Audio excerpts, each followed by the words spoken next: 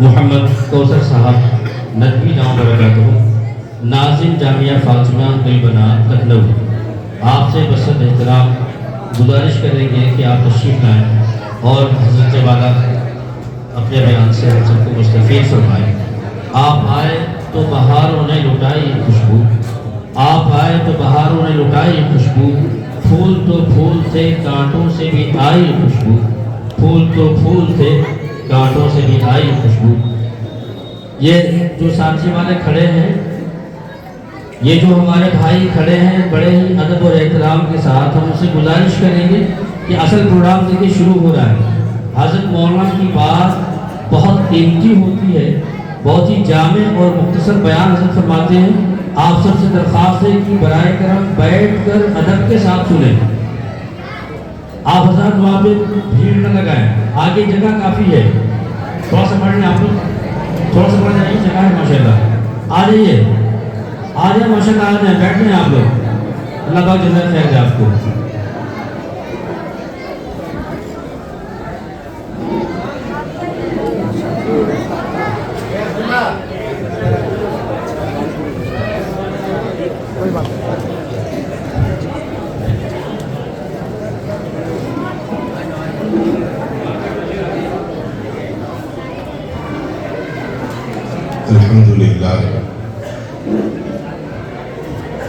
الحمدللہ رب العالمین والصلاة والسلام علی سید المرسلین محمد وآلہ وصحبہ اجمعین ومن تبعهم بإحسان إلى يوم الدین اما بعد اعوذ باللہ من الشیطان الرجیم بسم اللہ الرحمن الرحیم ان اللہ لا یغیر ما بقوم حتی یغیروا ما بانفسهم صدق اللہ العظیم رب اشرح لی صدری ویسر لی امری سبحانک لا علم لنا الا ما علمتنا انک انت العلیم الحکیم سبحان ربک رب العزت عما یصفون وسلام علی المرسلین والحمد للہ رب العالمین۔ واجب الاحترام حضرات علماء کرام، قابل احترام بزرگوں، میرے عزیز دوستوں، پس پردہ میری محترم ماؤں اور بہنوں،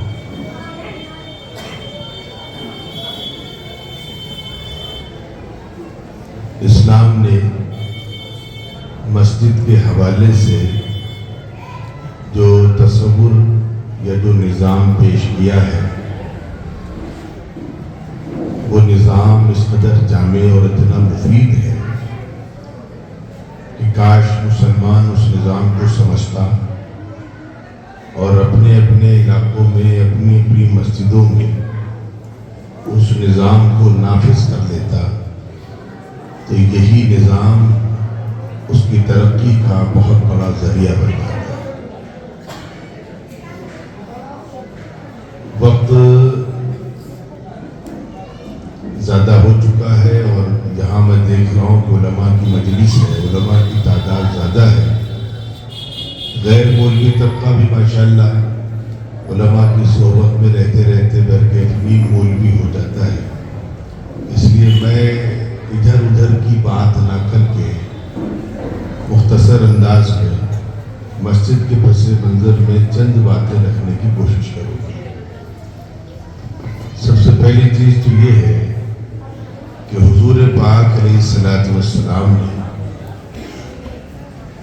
مکہ مکرمہ سے ہجرت فرمانے کے بعد مدینہ منورہ پہنچنے کے بعد مسجد نبوی کی تعمیر فرمائی۔ یہ پہلا کام کیا آپ نے۔ ہمیں اپنے اساتذہ نے مدرسوں میں یہ بتلایا ہے کہ مکہ مکرمہ سے مدینہ منورہ کا جو سفر حضور پاک علیہ السلام کا تھا، وہ بڑا طویل سفر تھا، بڑا تکلیف دہ اور بڑا آزمائشی سفر تھا۔ ظاہر سی بات ہے کہ اس دور میں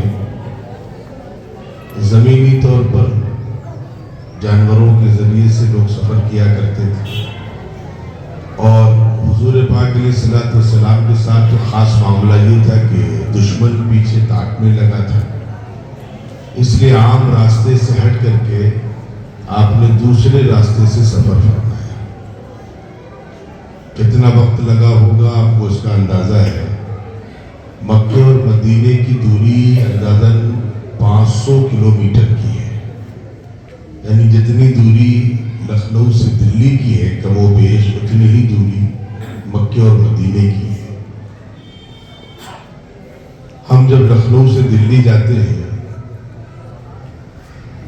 تو شاندار اے سی گاڑی میں جاتے ہیں، شتابدی سے جاتے ہیں۔ شتابدی اپنی سواریوں کی ایسی خدمت کرتی ہے جیسے داماد کی خدمت سسرال میں ہوتی ہے۔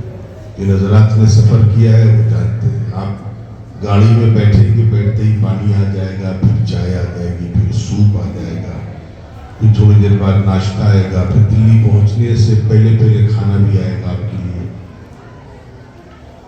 لیکن اس کے باوجود اتنا آرام دہ سفر، اس کے باوجود ہم جب دلی پہنچتے ہیں تو وہاں اپنے جلسے کے منتظمین سے گزارش کرتے ہیں کہ مجھے آدھے گھنٹے کے لیے اگر آرام کرا دیں تو زیادہ اچھا ہو۔ 5 گھنٹے 6 گھنٹے کے شاہی سفر کے بعد ہم تھک جاتے ہیں، اور حضور پاک علیہ الصلوۃ والسلام کا جو آزمائشی سفر رہا ہے کتنی تکان دہی ہوگی ہم آپ اس کا اندازہ نہیں کر سکتے۔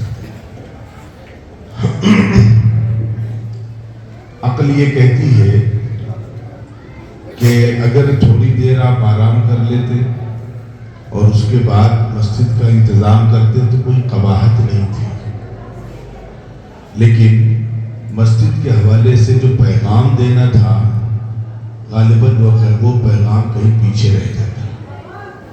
اس لیے آپ حضرات نے پڑھا ہے اور مقررین سے سنا بھی ہے کہ حضور پاک علیہ الصلوۃ والسلام حضرت ابو ایوب انصاری رضی اللہ تعالیٰ عنہ کے مہمان بنے، لیکن وہ نظام بعد میں ہوا۔ پہلے مسجد نبوی کا نظام آپ نے طے فرمایا۔ کبھی کبھی بعض چیزوں کی اہمیت دل میں بٹھانے کے لیے اس انداز سے چیزوں کو فوکس کیا جاتا ہے تاکہ جہاں تک امت کو پہنچنا ہے وہاں تک امت پہنچ جائے۔ جیسے بچہ پیدا ہوتا ہے، پیدا ہونے کے بعد فوراً حکم ہے کہ اس کے دائیں کان میں اذان کہو، بائیں کان میں تکبیر کہو، اس میں جلدی کا حکم ہے۔ اب ظاہری اعتبار سے ایسا لگتا ہے کہ بھئی اگر 2-4 گھنٹے یا 2-4 دن کے بعد بھی کر دیا جائے تو کیا قباحت ہے؟ نہیں، قباحت ہے۔ اللہ کا بندہ دنیا میں آیا ہے، آنے کے بعد سب سے پہلے اگر اس کی روح تک کوئی آواز پہنچے تو اللہ کا نام پہنچے۔ اس لیے ترتیب بنائی گئی۔ بزرگوں کے یہاں نظام ہے کہ اگر وقت آتا ہے تو گھر میں دادا نانا یا دادا نانا اس لائق نہیں ہے تو گھر کے پاس کے امام صاحب سے گزارش کی جاتی ہے کہ آپ تشریف رکھیں تاکہ یہ عمل فوری طور پر کر دیا جائے۔ یہی مسئلہ تھا کہ مسجد کی کیا اہمیت ہے، امت یہ سمجھے، اس کے لیے حضور پاک علیہ الصلوۃ والسلام نے مدینہ منورہ پہنچنے کے بعد فوری طور پر یہ کام فرمایا۔ لیکن ایک پریشانی اس دور میں یہ ہے، مجھے جہاں تک یاد آ رہا ہے کہ جب اس مسجد کا غالباً 2 سال یا 3 سال پہلے افتتاح یا سنگ بنیاد کا مسئلہ تھا، حضرات کی محبتوں کو اللہ سلامت رکھے، مجھے یہ سعادت ملی تھی، آپ کی محبت کے طفیل میں حاضر ہوا تھا۔ اس موقع پر بھی اتفاقاً بارش بہت زیادہ ہو گئی تھی تو کوئی سنجیدہ گفتگو نہیں ہو پائی تھی، تو میں نے ایک بات اشاروں میں کہی تھی کہ اس کو میں سوچ رہا ہوں ذرا وضاحت سے عرض کر دوں کہ مسجد بنی کیوں، بنائی کیوں؟ ظاہر سی بات ہے اس کا جواب آپ کے پاس ہے کہ مسجد اس لیے بنتی ہے یا بنائی جاتی ہے کہ اس کو آباد کیا جائے، نمازوں کے ذریعے سے اس کو آباد کیا جائے۔ لیکن ایک بڑی پریشانی ہے کہ میری عمر 50 کے آس پاس ہو رہی ہے، اس لیے اپنی عمر کو سامنے رکھ کر بات کروں۔ ان 50 سالوں میں نے نہ جانے کتنے جلسے کیے، کتنی تقریریں سنی، لیکن مسجد کی آبادی میں اضافہ کیوں نہیں ہو پا رہا ہے؟ شاندار مسجدیں بن گئی ماشاءاللہ، شہروں میں قالین ہے، اے سی ہے، بہترین وضو خانے ہیں، ساری سہولیات ہیں، لیکن پھر بھی مسجد کی آبادی میں اضافہ کیوں نہیں ہو پا رہا ہے؟ اس میں ہماری کمزوری ہے۔ اصل میں ہم یہ چاہتے ہیں کہ ہم دعا کریں گے یا تقریر کریں گے انقلاب آ جائے۔ اصل میں حضور پاک علیہ الصلوۃ والسلام نے صرف یہ نہیں کہا کہ مسجد کو آباد کرو۔ اسلام میں اور دنیا کے دوسرے مذاہب میں ایک فرق ہے کہ اسلام ایک نظام دیتا ہے، مسجد کو آباد کرنے کا حکم دیا اور ترتیب بھی بتلائی کہ مسجد کیسے آباد ہوگی۔ اور اللہ تعالیٰ ہم کو معاف کرے کہ مسجد کے حوالے سے جو ترتیب حضور نے ہم کو دی ہے وہ ترتیب ہمارے پاس موجود نہیں ہے۔ دو تین باتیں اگر ہم مسجدوں میں کر لیں گے یا جہاں جہاں کر لی گئی ہیں وہ مسجدیں آباد ہیں، اور جہاں جہاں وہ باتیں نہیں کی گئیں کتنی شاندار مسجد بن جائے، مسجدیں آباد نہیں ہیں۔ سب سے پہلا کام یہ ہے، اور اس حوالے سے آپ حضرات اگر کبھی آپ کاروباری لوگ ہیں، ہندوستان کی سیر کرتے رہتے ہیں، آپ کبھی ساؤتھ انڈیا جاتے ہوں تو وہاں کچھ آپ کو اس کا نمونہ مل جائے گا۔ اگر میں بہت ایمانداری سے عرض کر رہا ہوں، مسجد چاہے کتنی خوبصورت بنا دیں، لیکن اگر اس کو آباد کرنا ہے تو صرف تقریروں سے مسجد آباد نہیں ہوگی۔ وہ نظام کیا ہے، وہ نظام سمجھنا پڑے گا۔ کئی چیزیں مسجد کو آباد کرنے کے لیے حضور نے لگائی، وہ کام ہم کرتے رہیں گے تو انشاءاللہ ہر علاقے کی مسجد آباد ہو جائے گی۔ پہلا کام ہم وہاں سے شروعات کر رہے ہیں، آپ گنتے ہوئے چلیں کہ یہ کام امت کو کرنے پڑیں گے، انشاءاللہ امت اپنے آپ نمازی بن جائے گی۔ پہلا کام یہ ہے میرے عزیزو، اس کے لیے رمضان شریف بہت قریب ہے، تو رمضان کو سامنے رکھ کر میں مثال بھی دے دوں۔ ہم اپنی مسجد میں تراویح کی نماز میں جب کھڑے ہوتے ہیں تو بہت جلدی تھک جاتے ہیں، نیند آتی ہے، سستی آتی ہے، اور اگر امام صاحب خدا نخواستہ آہستہ پڑھ رہے ہیں تو طبیعت پر بڑا بوجھ پڑتا ہے۔ ہمیں وہ امام اچھا لگتا ہے جو بہت تیزی سے روانی سے پڑھ جائے، چاہے صحیح پڑھے چاہے غلط پڑھے۔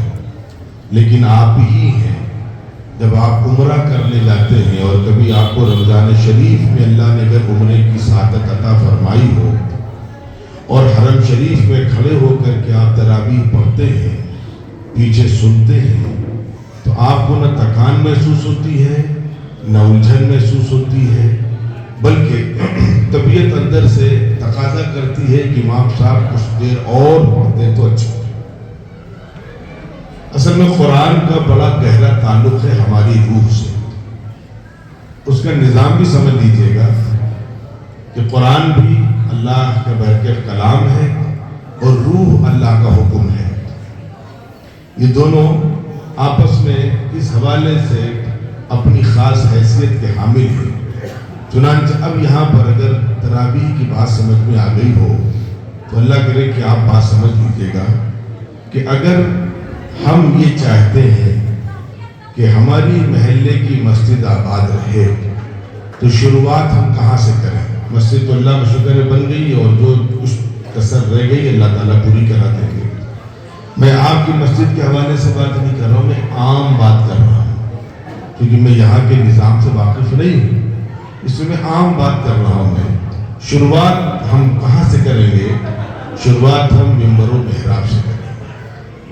اگر اور میں نے یہ چیز مدراس میں جا کر کے دیکھی، جو حضرات کبھی گئے مدراس سینٹرل اسٹیشن کے بغل میں جو محلہ اس کو پیریا میٹ کہتے ہیں شاید وہاں کی زبان میں، وہاں صدیق سرائے بھی سامنے ہے، اور بغل میں وہاں پر شاہی یا وہاں کی جامع مسجد تھی، وہاں پیش امام تھے قاری قاسم بھوپالی صاحب، آل انڈیا مسلم پرسنل بورڈ کے ممبر بھی تھے، ندوے کی مجلس شورا کے رکن بھی تھے قاری قاسم بھوپالی۔ اور میں جب مدراس گیا تھا کچھ دنوں کے لیے تو وہاں سے جہاں میرا قیام تھا تقریباً 17-18 کلومیٹر تھا۔ وہاں کے لوگوں سے میں نے پوچھا کہ جمعہ یہاں پر سب سے خوبصورت کہاں ہوتا ہے، تو لوگوں نے بتلایا کہ آپ صدیق سرائے کے پاس چلے جائیے پیری میٹ، وہاں قاری قاسم صاحب نماز پڑھاتے ہیں جمعے کی۔ 17-18 کلومیٹر کا سفر طے کر کے ہم اور ہمارے میزبان وہاں جمعہ پڑھنے کے لیے گئے، اور اس شخص نے جب نماز پڑھائی ہے، قرآن کی تلاوت کر رہا تھا وہ، تو لگ رہا تھا قرآن کا نزول ہو رہا ہے، بلکہ بعد میں بڑی تکلیف ہوئی کہ بہت جلدی نماز مکمل کر دی انہوں نے۔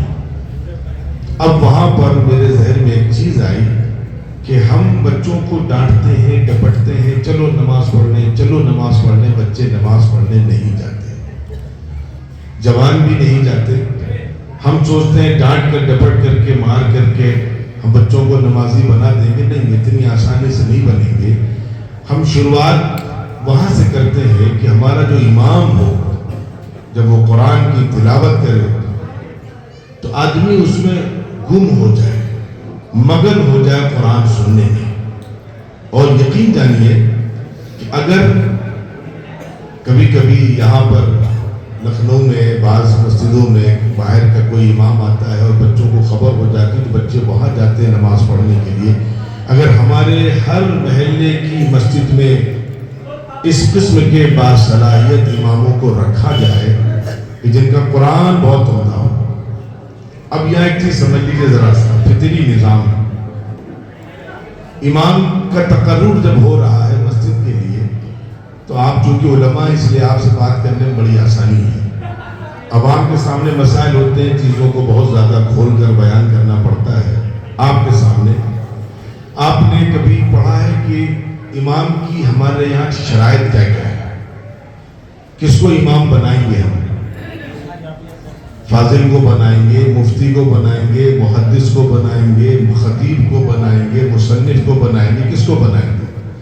اس کی جو خصوصیات حضور پاک علیہ السلام کی احادیث کی روشنی میں ہمارے علماء نے مرتب کی ہیں، اس میں پہلی صفت ہے اقرأہم بالقرآن، جس کا قرآن عمدہ ہوگا اس کو امام بنایا گیا۔ ہاں، قرآن عمدہ ہونے کے ساتھ ساتھ اعلمہم بالسنہ، اس کو دین کی اور نماز کی اتنی موٹی موٹی باتیں ضرور معلوم ہونی چاہیے کہ وہ نماز سجدہ سہو، نماز فرض، واجب، نماز باطل، اعادہ، ان تمام چیزوں سے واقف ہو۔ اقرأہم بالقرآن، پہلی شرط یہ ہے۔ تو میرے عزیزو، ہم اگر چاہتے ہیں کہ واقعتاً ہمارا محلہ 5 وقتہ نمازی بن جائے تو امام جب قرآن پڑھنے کے لیے کھڑا ہو تو اس کا خوبصورت لہجہ اور اس کی آواز اتنی پرکشش ہو کہ لوگ گھروں سے اپنے بستروں کو چھوڑ کر مسجدوں کو پہنچ جائیں، اور یہی ہوتا ہے۔ لیکن ہم نے اس پر عمل نہیں کیا۔ وہ تو اللہ بھلا کرے، تبلیغ والوں کا بیچارے محنت کر کے جیسے تیسے کچھ چیزیں زندہ رہ گئی، تو شروعات ہم کو وہیں سے کرنی ہے۔ جن علاقوں میں یہ کام کیا گیا اس علاقے کے مسلمان ماشاءاللہ سے ہم سے زیادہ نماز نہیں۔ مدراس کا ہی جب میرا سفر ہوا تو اتفاق سے، پرانی بات، تب یہاں سے ہوائی جہاز کی سہولت نہیں تھی، میں ٹرین سے گیا اور ٹرین سے قریب 44 گھنٹے لگے، 44 گھنٹے 42 گھنٹے، بہت بڑا، بہت لمبا سفر ہے ٹرین کا۔ اور 44-45 گھنٹے کے بعد جب وہاں پہنچے تو میں اتنا تھکا ہوا تھا، مجھے نیند آ رہی تھی، اور ہم جب بستر پر بیٹھتے تھے تو لگ رہا تھا بستر بھی ہل رہا ہے۔ ہم مسجد میں کھڑے ہوئے تو لگ رہا ہے کہ مسجد کی فرش ہل رہی ہے۔ تو جیسے ہی وہاں اپنے مہمان خانے پہنچے تو میزبانوں نے کہا کہ مولانا نماز کا وقت ہے، نماز پڑھنا۔ ہم نے کہا نماز، بغل میں مسجد تھی، ہم نماز پڑھنے کے لیے چلے گئے۔ تو امام صاحب نے نماز پڑھائی تو میں نے جب تکبیر مکبر کہہ رہے تھے تو میں نے ان سے کہا کہ آپ کے ہاں جمعے کے دن خطبہ نہیں دیتے کیا؟ بغیر خطبے کے امام صاحب نے نماز شروع کر دی۔ تب تک امام صاحب نے اللہ اکبر کہی تو میں نے بھی تکبیر نیت باندھ لی۔ نیت باندھنے کے بعد سلام کے بعد انہوں نے مجھ سے کہا مولانا آج جمعہ نہیں، آج منگل ہے۔ تو مجھے کچھ ہوش آیا کہ میں غالباً سفر کی تکان، تو مجھ سے پوچھا کہ آپ کو یہ کنفیوژن کیسے ہوا؟ تو میں نے کہا کہ ہمارے یہاں تو مسجدیں صرف جمعے کے دن بھرتی ہیں، یہ ظہر کی نماز میں اتنی بھیڑ آپ کے یہاں؟ تب مجھے محسوس ہوا کہ امام کا لہجہ اتنا خوبصورت تھا کہ ہم آپ چھوڑیے قبر کے مردے زندہ ہو جائیں۔ تو شروعات ہم کو وہاں سے کرنی جو ہم نے نہیں کی، اور اسی کی برکتیں اللہ کا شکر احسان ہے، اسی کی برکت ہے کہ وہاں آپ جا کر کے دیکھیں گے کہ نمازیوں کی تعداد ہم سے آپ سے کہیں اچھی ہے. اور قرآن کے حوالے سے ایک جرمن اسکالر نے قرآن کا خلاصہ لکھا کہ اگر مسلمان اور بالخصوص ہندوستان کے مسلمان یہ چاہتے ہیں کہ وہ ذلت و رسوائی سے نکل کر دوبارہ عزت و سربلندی کے مقام پر پہنچ جائیں تو اس نے کہا میرا ایک مشورہ ہے. وہ جو کر رہے ہیں تعلیم کی دنیا میں, تجارت کی دنیا میں, سماجی دنیا میں, سیاسی دنیا میں, ان کا اپنا مسئلہ ہے, کیا کر رہے ہیں, کیسے کر رہے ہیں, اس میں دخل نہیں دوں گا. اس نے ایک مشورہ دیا قرآن کی روشنی میں کہ لیکن میں ایک مشورہ دے رہا ہوں کہ جس دن یہ کام مسلمان کر لے گا دوبارہ اس کو وہ عزت مل جائے گی جو پہلے تھی. اور مشورہ بڑا آسان دیا. اور مجھے بڑی خوشی ہوئی کہ اس کی کتنی گہری نظر ہے. اس نے کہا چھوٹا سا کام کرنا ہے کہ جمعے کے دن مسجدوں میں مسلمانوں کی جو تعداد ہوتی ہے, جس روز فجر کی نماز میں وہ تعداد ہو جائے گی ان کی عزت دوبارہ بحال ہو جائے گی. تو اب بہر کے مسجد تو اللہ کا شکر ہم نے آپ نے بنا لی, لیکن ہمیں کوشش ہی کرنی کہ مسجد آباد کیسے ہو. تو اس کی شکلیں میں آپ کے سامنے رکھ رہا ہوں. اسلام نے ایک نظام دیا, اسٹرکچر دیا ہے. تقریروں سے کبھی انقلاب نہیں آیا ہے. اس کے بعد آگے آ جائیے. امام کے بعد دوسرا کام ہوتا ہے مسجد کو آباد کرنے کا, مؤذن کا انتخاب.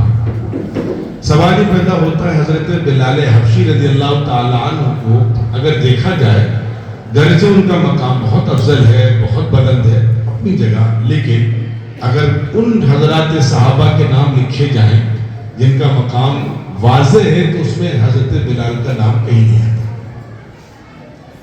خلفائے راشدین بہر کے خلفائے راشدین کے بہت بعد میں حضرت بلال آتے ہیں رضی اللہ تعالی عنہ. اور مدینے کا مؤذن اس کا انتخاب ہونا ہے. اتنی بڑی سعادت, اتنی بڑی عبادت, اتنا بڑا اجر و ثواب, لیکن حضرت بلال حبشی کا انتخاب حضور پاک علیہ الصلوۃ والسلام نے. کیا چیز تھی ان کے پاس؟ سوال کیا چیز تھی؟ پتہ چلا کہ اس وقت ان کی آواز میں وہ کھنک تھی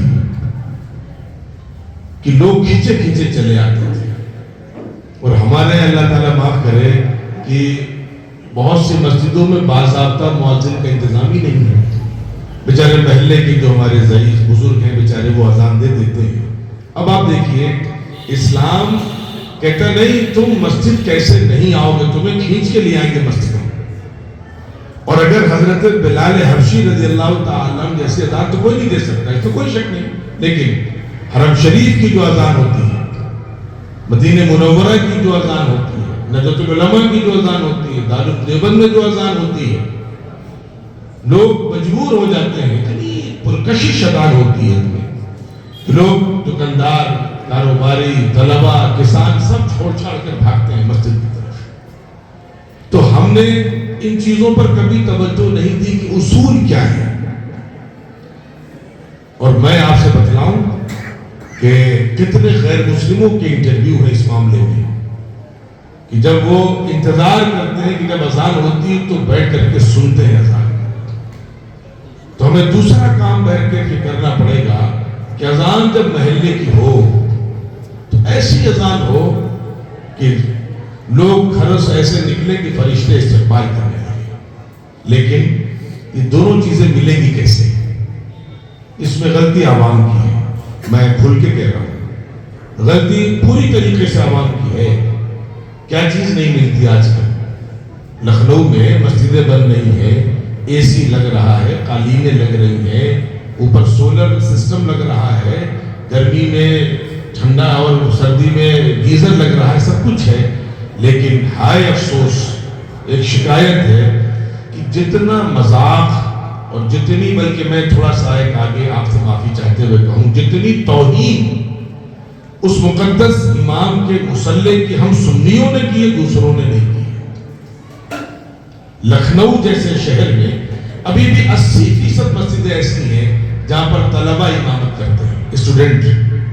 فرقانیہ میں, عرفانیہ میں, بلوچ پوری میں, نظر میں کئی طالب علم ہے, طالب علم کو امام بنا دیا ہے.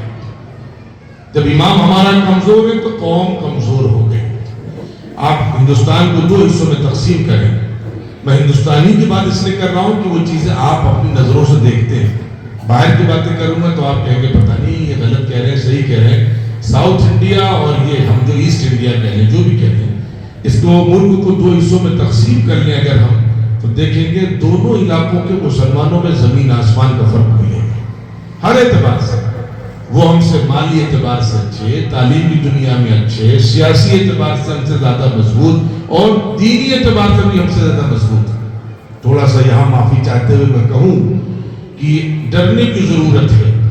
جتنی ناقدری اس دور میں یہاں کے مسلمان, میں لکھنؤ کی بات کروں زیادہ اچھا ہے کسی کو شکایت نہ ہو اس لیے لکھنؤ میرا گھر ہے, جتنی ناقدری دین کی لکھنؤ یا لکھنؤ کے علاقوں کے یا یو پی کے مسلمان کر رہے ہیں, ڈرنے کی ضرورت ہے کہ اللہ تعالیٰ اب توفیق یہاں سے چھین کر کے ساؤتھ انڈیا منتقل کر رہے ہیں. ہم کو اللہ نے سب کچھ دیا تھا, دیوبند ہم کو دیا, ندوہ ہم کو دیا, سہارنپور ہم کو دیا, سب اللہ نے ہم کو دیا تھا. علی گڑھ ہم کو دیا, جامعہ بھی کہہ لیجئے یو پی کو دیا اللہ نے.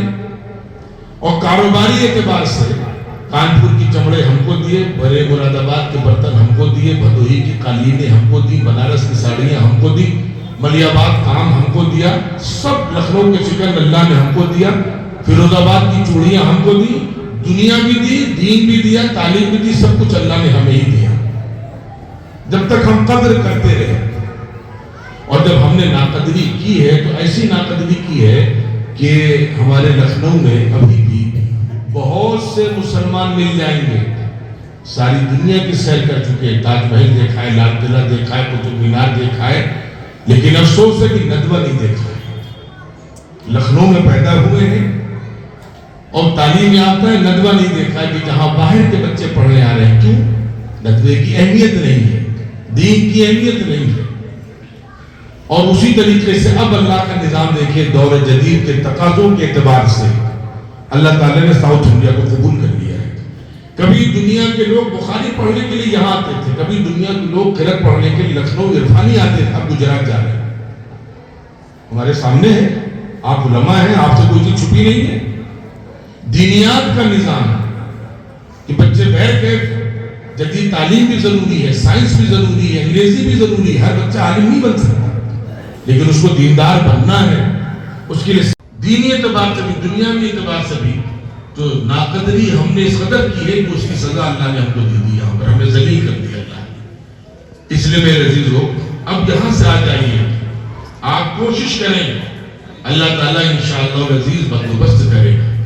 آپ کوشش کریں کہ ہمارا امام بہترین ہوگا, جمعے کا خطبہ بہترین کرے گا, درس قرآن کرے گا, وہ ٹیوشن سے آزاد ہوگا, وہ گھر گھر ٹفن لے کر کے نہیں جائے گا اور پوری آزادی کے ساتھ محلے کے ایک ایک گھر کی فکر کرے گا کہ کون بچہ مسجد کیوں نہیں آ رہا ہے, کون بچہ اسکول کیوں نہیں جا رہا ہے, کون یتیم بچہ ہے جس کی تعلیم کا بندوبست کیوں نہیں ہو پا رہا ہے, کون سی بیوہ ہے جس کے یہاں فاقے ہو رہے ہیں, کس گھرانوں کے بچے بڑے ہو گئے جن کی شادیاں نہیں ہو رہی. یہ کام امام کا ہے. لیکن ہم نے امام کو سنا کر رکھا ہی نہیں, وہ تو بیچارہ سجدے میں ہوتا ہے تو سوچتا رہتا ہے کہ اتنی مزدوری تو بچوں کی دوا کھا جائے گی. تو ہم امام کو بالکل آزاد کر دیں, کوئی ذمہ داری نہیں, آپ محلے کی فکر کریں گے. وہ امام ملے گا ہم کو, کیوں نہیں ملے گا؟ وہاں جب مل رہا تو یہاں کیوں نہیں ملے گا؟ لیکن یہاں 5,000 روپے میں نہیں ملے گا, 8,000 روپے میں وہ امام نہیں ملے گا, 10,000 روپے میں امام نہیں ملے گا. اور یاد رکھیے میں کہاں کہاں کی مثالیں آپ کو دوں. ہمارے ساتھ لکھنؤ میں شیعہ قوم آباد ہے, ہمارے مقابلے میں اس کی آبادی بہت کم ہے, لیکن لکھنؤ میں ان کے پاس میڈیکل کالج ہے, لکھنؤ میں ان کے پاس ڈگری کالجز ہیں, لکھنؤ میں ان کی تنظیمیں ہیں جو اپنی قوم کو مالی اعتبار سے, تعلیمی اعتبار سے, سیاسی اعتبار سے, اخلاقی اعتبار سے مضبوط کرتی ہیں. لیکن آپ اگر دیکھیں جا کر کے وجہ کیا ہے کہ شیعہ قوم ہم سے زیادہ مضبوط کیوں ہے, تو بہت ساری وجوہات ہیں, لیکن ایک وجہ یہ بھی ہے ان کے یہاں مذہبی اعتبار سے فرض ہے کہ وہی شخص امام بنے گا جو مذہبی اعتبار سے سب سے اعلیٰ تعلیم یافتہ ہوگا, جس کو ان کے یہاں مجتہد کہتے ہیں. یعنی آپ اپنی زبان میں سمجھنا چاہیں تو حافظ جی, مولانا صاحب, فاضل صاحب امام نہیں بن سکتے, مفتی صاحب بنے گے امام. انہوں نے اس پر پر عمل کیا پوری قوم بیدار ہے. حسین آباد محلہ ہے, شیعوں کی آبادی ہے, بغل میں سنیوں کی آبادی. سنی کے یہاں کیا کام ہو رہا ہے؟ آری کا, زردوزی کا, بہت پیسے والے ہوئے, ای رکشا چلا رہے, بہت بڑا نصیب ہے. سعودی عرب چلے گئے مزدوری کرنے کے لیے, بیچ میں چھوٹی سی نالی بہتی, نالی کے ادھر شیعہ ہے, کوئی پروفیسر ہے, کوئی لیکچرر ہے, کوئی ایس پی ہے, کوئی ڈاکٹر ہے, کوئی ایس ڈی ایم ہے. ان کی قوم کیوں مضبوط ہے؟ ان کا امام مضبوط ہے, اور جس کا امام مضبوط ہوتا ہے اس کی قوم مضبوط ہو جاتی ہے. مالی اعتبار سے ہر امام کے ساتھ آسانیاں ہیں, آسائشیں ہیں, سہولیات ہیں. میں گجرات گیا, احمد آباد, ہمارے ایک دوست ہے, نام نہیں لے رہا ہوں, اس کی بڑی شکایتیں ملتی تھی. یہاں کے جو سفارا جاتے ہیں وہ پریشان کرتا ہے. وہ بے تکلف ساتھی تھا, اس کو پتا چلا کہ میں آیا ہوں تو اس نے نمبر لیا کہیں سے, اور پھر ایک صاحب کو بھیجا اور بیٹھ کے جانا ہوا. پرانی بات ہے. تو میں نے اس سے پوچھا کیا تنخواہ ہے تمہاری؟ تو اس تنخواہ تو پوری بچ جاتی ہے, 15,000 روپے. یہ تقریباً آج سے 11-12 سال پرانی بات ہے. اس نے کہا کہ ہمارے یہاں اماموں کے حوالے سے جو خدمات ہیں وہ یہ ہے کہ 15,000 روپے تنخواہ ہے, فیملی کوارٹر ہے. ہمارے محلے میں جتنے بھی اسکول ہیں, مسلمان کے ہوں یا غیر کے ہوں, ہم جہاں چاہیں وہاں بچوں کو پڑھائیں گے, ہمیں فیس نہیں دینی ہے, کمیٹی ہمارے بچوں کی فیس دے گی. اور اکثر مسلم اسکول تو فیس ہی نہیں لیتے. جو نرسنگ ہوم ہے, ڈاکٹر سے ہمارے بچے جائیں گے, فری علاج ہوگا. کہہ لیں گے یہ تو چھوڑو, معاملہ یہ کہ محلے کا قریشی بھی ہفتے میں جمعے کے دن 1 کلو بکرے کا گوشت فری میں دے جاتا ہے. حجتن کی مولانا آج میری طرف سے آپ ہدیہ کھائیے. اور اس کے آگے بتلایا انہوں نے کہ ہر جمعے کو یہاں لوگ آتے ہیں, مصافحہ کرتے ہیں, امام صاحب کو تحفہ کچھ ہدیہ ان کو دیتے ہیں تاکہ مالی اعتبار سے امام بالکل مضبوط رہے. جب امام مالی اعتبار سے مضبوط رہتا ہے تو پھر وہ دماغ قوم کی خدمت پر لگاتا ہے. امام, اگر امام اچھا ہے تو آپ یقین جانیے کہ آپ کے علاقے میں انقلاب آ جائے گا. کیسے؟ امام کیا کیا کرے گا؟ نماز پڑھائے گا, درس قرآن کرے گا, اور اس کے ذمہ ٹیوشن نہیں ہے, مسجد کی صفائی نہیں ہے, ٹنکی چلانا نہیں. نہ, امام پہ بیٹھ کے وہ ہمارے لیے واجب الاحترام ہے. امام جب بن گیا وہ, اب آپ سمجھئے جمعے کا ایک نظام اللہ نے ہم کو دیا ہے, اتنا خوبصورت نظام ہے, کسی قوم کے پاس نہیں جمعے کا نظام. بھئی اللہ کو معلوم کرنا کہ ہر شخص مدرسے نہیں جا پائے گا, لیکن ہر شخص اگر کہا جائے چلے میں جاؤ تو ہر شخص چلے بھی نہیں جا پائے گا. لیکن ہفتے میں 20 منٹ 25 منٹ آدھے گھنٹے کا وقت نکال سکتا ہے شخص, اور اس آدھے گھنٹے میں جو خطبہ ہے اس کو نماز کے برابر درجہ دیا. نماز سب سے اہم عبادت ہے. ظہر کی جگہ جمعہ رکھا گیا اور جمعے میں 2 رکعتیں کم کر دی گئی. ان 2 رکعتوں کو خطبے کا مقام دیا گیا. بھئی حضور پاک علیہ السلام کی جو سنت ہم کو پہنچی ہے, اگر آپ اس کو سامنے رکھیں 10 منٹ کا 15 منٹ کا, میں کہتا ہوں آدھے گھنٹے کا خطبہ اگر کوئی مقرر دے رہا ہے تو اس میں تھک تو نہیں جائے گا نا, بیچ میں بیٹھنے کی ضرورت کیا ہے؟ نہیں, 2 رکعتوں کی مماثلت ہو جائے بس. چلو اچھا, آدھے گھنٹے میں آدمی تھک جائے گا. آج کل صرف عربی کے خطبے چلتے ہیں بعض علاقوں میں 2 منٹ پہ 3 منٹ پہ, پھر بھی بیچ میں بیٹھتا ہے وہ. اور وہی ادب ہے کہ کوئی باتیں کر رہا تو باتیں کرنے دو, بولو نہیں. اور جو شخص خطبہ شروع ہونے کے بعد مسجد میں پہنچ رہا ہے, فرشتوں کے رجسٹر میں اس کا نام بھی نہیں ہے. خطبے کو یہ اہمیت ہے. کیوں بھائی؟ آپ یقین جانیے کہ اتنا مفید, اتنا مؤثر نظام ہم کو دیا ہے اسلام نے. جتنا خوبصورت مجمع ہم کو جمعے کے دن ملتا ہے, لاکھوں روپے خرچ کرنے کے بعد بھی نہیں ملتا. جو ڈاکٹر ہے وہ اگر کوئی فنکشن کرے گا تو ڈاکٹروں کو جمع کر لے, لیکن علماء کو نہیں جمع کر پائے گا, وکیلوں کو نہیں جمع کر پائے گا, تاجروں کو نہیں جمع کر پائے گا, سیاسی لوگوں کو نہیں جمع کر پائے گا, کیونکہ اس کے تعلقات نہیں ہے. آپ مجھ سے کہیں مولانا علماء کو بلانا, ہم 100 علماء بلاتے ہیں, لیکن کئی 5 ڈاکٹر کو بلانا نہیں بلا پائیں, میرے تعلقات نہیں ہے. تو ڈاکٹروں کا مجمع ہو سکتا ہے, وکلاء کا ہو سکتا ہے, لیکن ایسا جامع مجمع جمعے ملتا ہے کہ وزیر بھی, منسٹر بھی, ایم پی بھی, ایم ایل اے بھی, ڈاکٹر بھی, آقا بھی, مزدور بھی, غریب بھی, کسان بھی, فیکٹری والا بھی, علماء بھی, سب موجود ہے. ایک ہی مجمع میں امت کے ہر طبقے تک آپ کا پیغام پہنچ رہا ہے، اور امت باضابطہ وقت فارغ کر کے آ رہی، آپ کو بلانا نہیں پڑ رہا ہے۔ اتنے لوگوں کو جمع کرنے کے لیے آپ اعلان لگاتے ہیں، 10,000 روپے خرچ کرتے ہیں، کرسی میز کا انتظام کرتے ہیں، وہاں کوئی انتظام نہیں کرنا ہے، اور ہر شخص نہا دھو کر کے آ رہا ہے اور باوضو بیٹھ رہا ہے۔ عام جلسوں میں تو بے وضو بیٹھے ہیں، نجس بیٹھے ہوئے ہیں۔ آپ جو چاہے پیغام اس کو دیں، لیکن وہ مولوی پیغام اس لیے نہیں دے پا رہا ہے کہ اول تو ہم نے مولوی ویسا رکھا نہیں ہے، اور رکھا ہے تو تنخواہ نہیں دی ہم نے، اس کو بیچارہ پورے ہفتے پریشان رہتا ہے۔ آدھے گھنٹے کی تقریر اگر ایک امام کو کرنی ہے تو اس کو پورے ہفتے محنت کرنی پڑتی ہے، اس لیے کہ پرانا مجمع ہے، نئی بات ہی کہنی، پرانی بات دو چار سال کے بعد وہ بھی نہیں دہرا سکتے، تو 2-4-5 ہزار روپے میں وہ اپنا گھر چلائے گا یا آپ کی تقریر جمعے کی تیار کرے گا، اور پھر جمعے سے جو انقلاب آ سکتا ہے۔ کیا چاہیے آپ کو بتائیے؟ پیسہ چاہیے؟ اگر مقرر اور خطیب باصلاحیت ہے اور اس نے تقریر کی اور دل سے گفتگو کی ہے تو عورتوں نے زیور اتار کر کے دے دی ہے۔ آپ کو کالج بنانا ہے لڑکیوں کے لیے، کتنا پیسہ دے؟ آپ کا خطیب ممبر پر کھڑے ہو کر کے وہیں سے پورے پیسے کا انتظام کرا دے۔ جب گفتگو کرے گا وہ یکسوئی کے ساتھ اور دل سے گفتگو کرے گا تو انشاءاللہ وہیں سے انقلاب آئے گا۔ آخر آپ نے مسجد بنائی ہے، جیسا کہ مجھے بتایا گیا کہ 80% پیسہ زید پور کا ہی ہے، اتنا پیسہ یہاں سے ملا کہ نہیں ملا؟ اس لیے میرے عزیزو، اگر ہم چاہتے ہیں کہ قوم میں انقلاب آئے، دینی اعتبار سے مضبوط ہو، علمی اعتبار سے مضبوط ہو، تو 20 منٹ 25 منٹ آدھے گھنٹے کا جو سلیبس ہے بہت قیمتی ہے۔ سال میں 50 جمعے ملتے ہیں، اگر نہیں کر سکتے ایک سنت بتائیں گے تو 50 سنتیں یاد ہو جائیں، 50 مسائل یاد ہو جائیں۔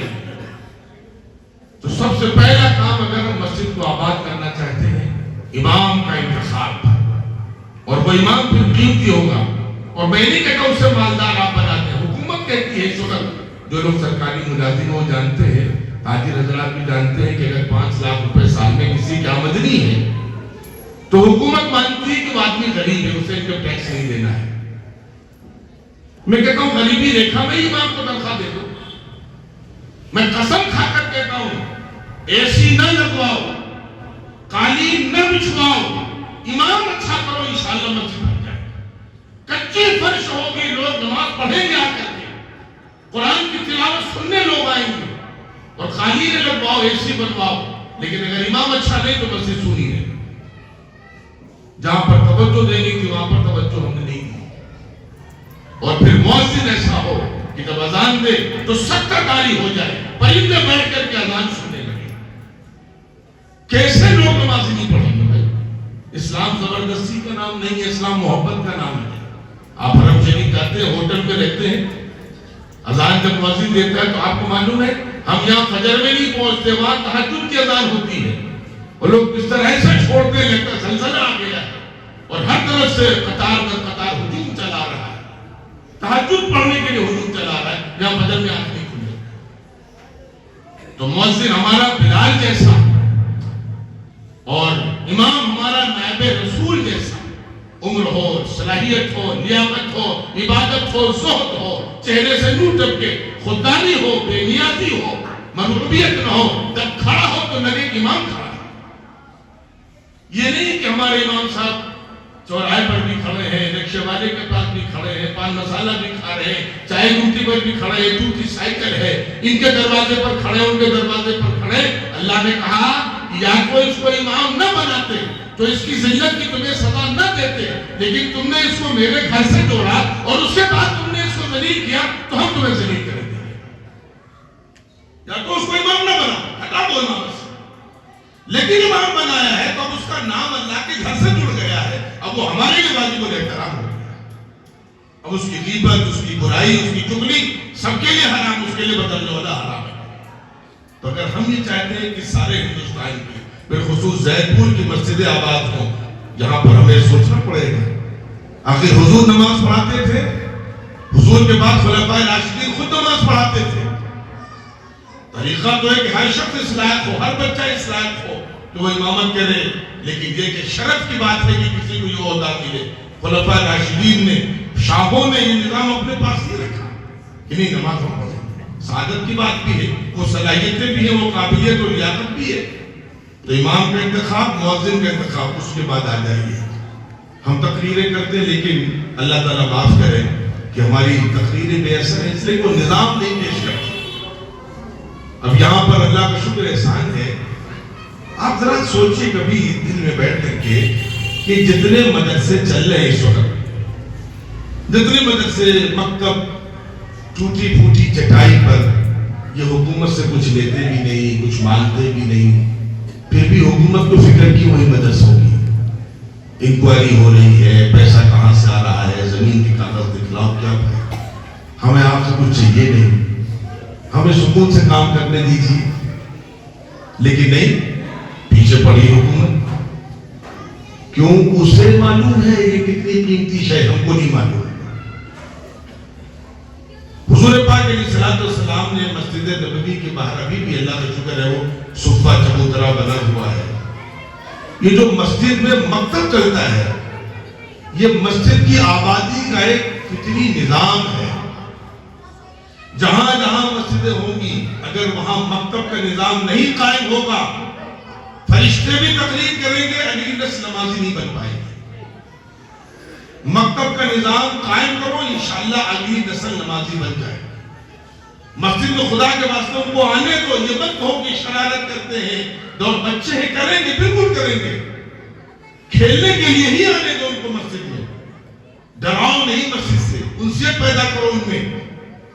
اور پیسے والوں سے میں کہا کرتا ہوں ایک بات کہ علماء کی، ائمہ کی، مؤذنین کی، معلمین کی، حافظ جی کی قدر کریں۔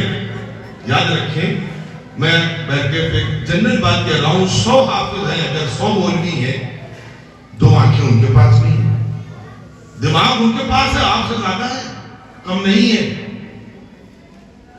اگر وہ یہ سب چھوڑ چھاڑ کر کے کاروبار میں لگ جائیں تو کیا سمجھتے ہیں کچھ کامیاب نہیں ہوں گے؟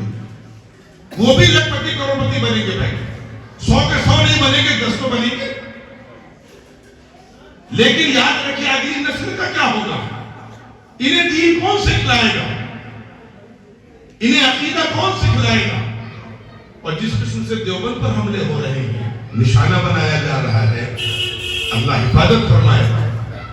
اگر یہ چھوٹے چھوٹے مدرسے، کوئی مسجد بغیر مکتب کے قائم نہ ہو، یہ نظام امت پر آ جائے، انشاءاللہ آپ سمجھیں کہ ہم نے اگلی نسل کے ایمان کی حفاظت کا سامان کرنا۔ یہ ڈاکٹر نہیں بنائیں گے، انجینئر نہیں بنائیں گے، مانا، لیکن یقین جانیے یہ اس کو مسلمان بنائیں گے، اور مسلمان بننا فرض ہے۔ قیامت میں اللہ ہم سے نہیں پوچھے گا کہ تم نے اپنے بچوں کو ڈاکٹر کیوں نہیں بنایا، انجینئر کیوں نہیں بنایا، لیکن یہ ضرور سوال ہوگا کہ مسلمان کیوں نہیں بنایا۔ ہر باپ کی، ہر ماں کی، ہر علاقے کے ذمہ داروں کی شرعی ذمہ داری ہے کہ اس اگلی نسل کے ایمان کی حفاظت سے کام کیا کیا ہے۔ میں تو کہا کرتا ہوں کہ خوشامد کے لیے، ان کو برداشت کے لیے خدا کے واسطے، ان کی مدد سماجت کے لیے محسن ہیں ہمارے کہ سائیکل سے چلتے ہیں، کم تنخواہوں پر آپ کے بچوں کی حفاظت کر رہے ہیں۔ جو انسان ہمارے بچوں کی دین کی فکر کرے، کیا ہماری ذمہ داری نہیں اس کی دنیا کی فکر کرے؟ ان کی دنیا کی فکر کون کرے گا؟ اور یہ دنیا کی فکر میں لگ گئے تو دین کی فکر کون کرے گا؟ تو کام تو بہت ہے میرے عزیزوں۔ مسجد میں جو تصور اسلام نے پیش کیا ہے، اگر پورا نظام قائم ہو جائے، یقین جانیے انقلاب آ جائے۔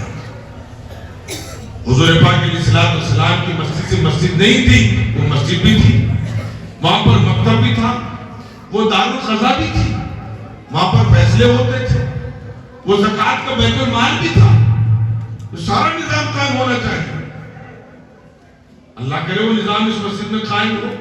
لیکن چلیے ابھی وہاں تک ہم نہیں پہنچ پا رہے ہیں، تو کم از کم یہ شروعات کے 3 کام مجھے لگتا ہے یہاں تینوں کام زندہ ہے۔ میں نے کام عام انداز کی بات کہی ہے، امام، مؤذن اور مسجد میں مکتب، اور اگر اس کے آگے بڑھ کر مدرسہ کا نظام قائم ہو جائے، آپ یقین جانیے کہ مسجد آباد بھی رہے گی اور اگلی نسل انشاءاللہ مسلمان بھی رہے گی۔ ایک کام بس کہہ کے مجھے وقت زیادہ لے لیا میں نے، ایک بات اور آپ سے عرض کر دوں خدا کے واسطے کہ بیرکیٹ کی ہر اس وقت بڑوں کی رائے ہے، بڑوں کی گزارش ہے، ان کی اپیل ہے، ہر مسجد میں بچوں کا انتظام آپ نے کیا ہے، بچیوں کا بھی انتظام فرض کے درجے میں کریے، اور اگر بڑی بچیاں ہیں آس پاس کسی گھر میں انتظام ہو سکتا ہے، سبحان اللہ، نہیں ہو رہا تو ان کی بھی کوئی شکل بنائیے. میں نے اشاروں بات کہی وہ آپ سمجھیے،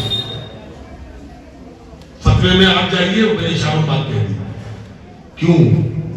ان بچیوں کو آپ بچہ نہ سمجھیے، یہ کل کی ہماری دادی ہے، نانی ہے، ماں ہے. اگر ان بچیوں کو ہم نے دیندار بنا دیا اور خدا نہ خواستہ حالات اور خطرناک ہوتے گئے، اللہ نہ کرے، تو یقین جانیے کہ انشاءاللہ العزیز درویش آدمی بڑی محبت فرماتے تھے. میں نے گزارش کی دعا کے لیے آئے، اور جب پہلا جلسہ ہوا تو اس میں سالانہ جلسے مولانا تشریف لائے.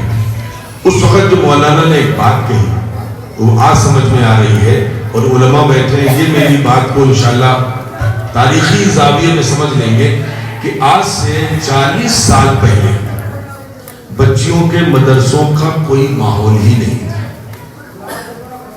ہندوستان میں شاید ایک مدرسہ تھا مالیگاؤں کا، اور بلکہ بہت سے اکابرین متفق نہیں ہو پا رہے تھے اس نہج سے. لیکن خدا کا ایک نظام کہ سلسلہ شروع ہوا. آج اللہ کا شکر ہے کہ ہر علاقے میں بچیوں کے مدرسے کھل گئے. اللہ کو معلوم تھا کہ حالات کیسے ہوں گے، اس لیے اللہ نے بہت پہلے ایک نظام شروع کرایا. تو مولانا عبداللہ حسنی صاحب رحمۃ اللہ علیہ نے اس وقت فرمایا کہ اللہ نہ کرے کبھی اگر یہاں پر رشا جیسے حالات پیدا ہوئے، آپ اشاروں بات سمجھیے، رشا جیسے حالات پیدا ہوئے تو یہ بچیاں انشاءاللہ آنے والی نسلوں کی ایمان کا سامان کریں. تو ہمیں بیٹھ کے اگر یہاں پر عالمیت کے مدرسے سبحان اللہ زیادہ سے زیادہ کھولیے. اب مضمون میرا پھیل جائے گا، اس میں ادھر نہیں جا رہا ہوں، لیکن بچیوں کو ہم عالمیت بنائیں، اچھی بات ہے. نہیں بنا پا رہے ہیں تو ان کو بیرکیٹ دین اتنا ضرور سکھلا دیں کہ وہ کل کو اپنی اولاد اور اپنی اولاد کی اولاد تک دین کو منتقل کرنے والی بن جائے. یہ کام انشاءاللہ ہم کریں گے تو صحیح معنوں مسجد کا تصور ہے. اور جو میں نے بہت سی باتیں کہی ہیں، آبادی کی جلدی ایک دو بات اور عرض کر دوں. مسجد کیوں نہیں آباد ہو پا رہی ہے؟ بیت المال کا نظام اگر قائم ہو جائے، امام اگر ہمارا طاقتور ہو جائے، مضبوط ہو جائے، اور محلے کے لوگوں کو پتا چلے کہ ہماری کوئی ضرورت ہوگی ہم کس کے پاس جائیں، کوئی شخص پریشان ہے اور اسی محلے کے کسی پیسے والے سے امام صاحب خاموشی سے اس کی مدد کروا دیں. امام صاحب کو معلوم ہے، اس پیسے والے کو نہیں معلوم ہونا چاہیے کہ پیسہ کہاں جا رہا ہے، تاکہ محلے کے اس غریب کی عزت بھی رہ جائے، اس یتیم بیوہ کی عزت بھی رہ جائے. جب محلے کے لوگوں کو پتا چلے گا کہ امام صاحب ہمارے دنیاوی مسائل بھی حل کرتے ہیں تو اسی لالچ میں مسجد آنے والے بن جائیں. لیکن انہیں معلوم نہیں ہے. اور محلے سے آگے بڑھ کر کے کہہ رہا ہوں، محلے میں جو غیر مسلم ہو، ہماری شرعی ذمہ داری ان سے کہا جائے کہ آپ کو کبھی کوئی پریشانی ہو ہمیں اپنا بھائی سمجھ کر کے ہمارے پاس آئیے گا. ہم وعدہ تو نہیں کرتے، لیکن جس لائق میں کھڑے رہیں گے تو کبھی اگر فسادات ہوئے تو امید ہے کہ یہی غیر مسلم آپ کی مسجد کی حفاظت کے لیے آگے کھڑے. ہم نے وہ کام نہیں کیا، لیکن اس کام کے لیے وقت چاہیے، محنت چاہیے، صلاحیت چاہیے. امام خطیب بھی جمعے کا بیان بھی کرنا ہے، درس قرآن بھی کرنا ہے، تقریر بھی کرنی ہے، گھر گھر فکر بھی کرنی ہے. وہ ایسے نہیں ہو پائے گی جیسے ہم چاہ رہے ہیں. 5,000 روپے میں امام صاحب سب کریں. کوئی دوسری مخلوق لگتا ہے مجھے کہ نہ بیچارہ بیمار ہوتا ہے، نہ اس کی کوئی آرزو ہے، نہ اس کی بیوی ہے، نہ اس کے بچے ہیں. اس لیے میرے عزیزوں مبارکباد کے مستحق ہیں آپ حضرات کہ آپ نے اللہ کا شکر ہے اتنی بڑی مسجد آپ نے بنا لی ہے. جن حضرات نے تعاون کیا ہے وہ اللہ کا شکر ادا کریں کہ اللہ نے انہیں توفیق دی. وہ اللہ کا شکر ادا کریں، ورنہ بہت پیسے والے ہیں، اللہ توفیق نہیں دیتا. ابھی لکھنؤ میں الیکشن ہوا ودھائکی کا، چند مسلمانوں نے الیکشن لڑا ایم ایل اے کا، 4 کروڑ 5 کروڑ روپے خرچ کیے انہوں نے اور ہارے اس کے باوجود. لیکن مسجد کا چندہ لوگ لینے پہنچے تو 100 روپے نکالنے میں پسینہ آ گیا. تو آپ اس سے خوش فہمی میں نہ رہیے گا کہ آپ نے بڑا کام کیا ہے، ورنہ شیطان بہکا لے جائے گا.